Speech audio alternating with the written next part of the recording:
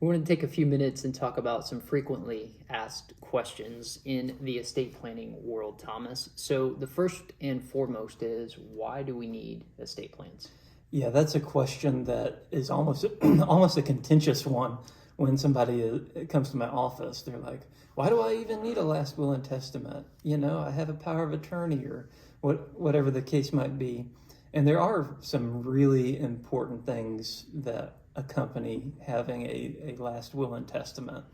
You may not, some folks may not know this, but there is an estate plan for you if you don't have an estate plan. The state of Indiana gives you an estate plan, and that may not be the estate plan that you want. And so I think this would be a good time to kind of delve into the consequences of not having an estate plan and what kind of bad results you could get from that.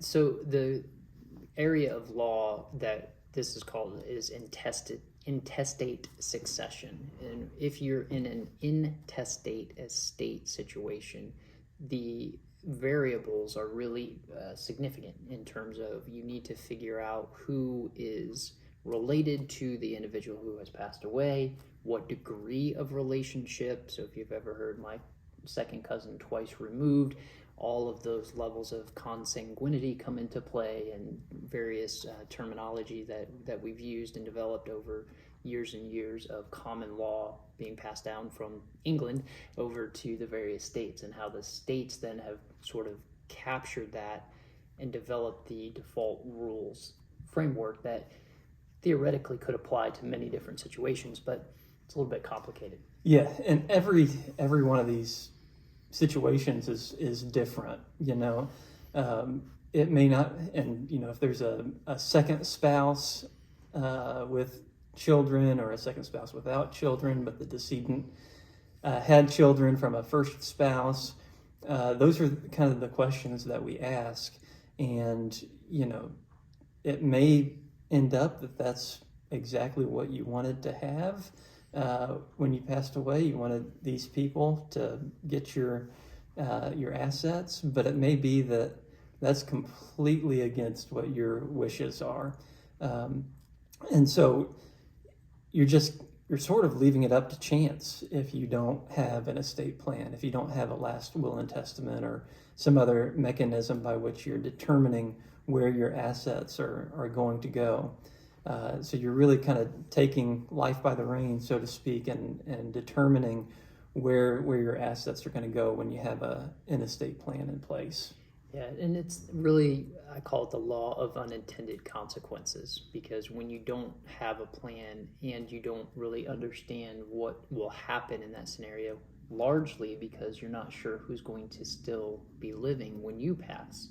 And if your parents are still living, that can affect your spouse and Yes. your kids and that kind of thing. And so it's really a good idea to set out the plan that you want to have happen, and we'll talk about that in some of our other planning videos. But as you think about your desired outcome, having a plan is essential to make sure that the law of unintended consequences doesn't end up applying to your estate. Yeah, and I can think of just one example of that. I'm sure has happened many, many times over, where maybe it's a parent, maybe a dad and a son that have a house together, but they own it not as joint tenants with rights of survivorship, but as tenants in common, which is a legal definition, but it basically means that 50% goes according to one person's estate plan and 50% goes to the other person's estate plan.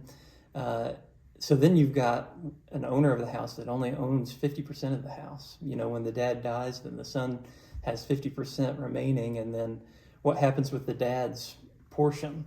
It could go to, all sorts of different ways depending upon the facts and circumstances. Maybe other children, maybe a spouse, maybe, parents. Just kind of depends on the situation. But then you've got somebody that thinks they had complete ownership of the house, and they come to an attorney's office and they realize, no, I only have half of it.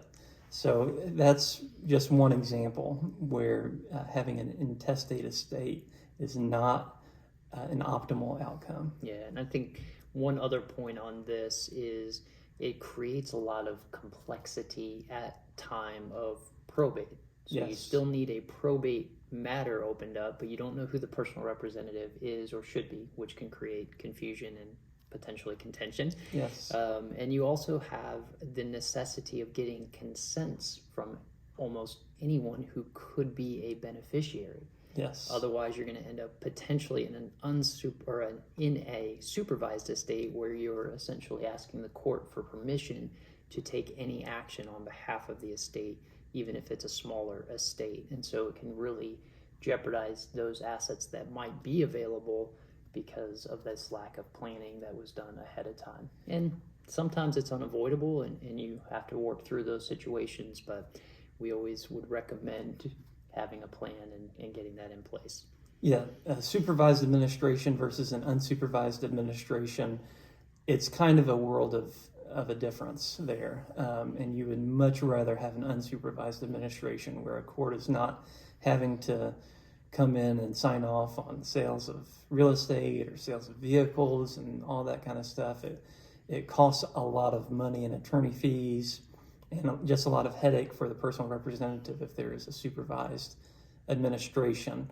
So like you said, a last will and testament can state it's okay to have an unsupervised administration, and you can just go from there and not have to be so fettered by an administration supervised by the court. Well, good stuff, Thomas. We will address some of those other opportunities in a future video. Yeah.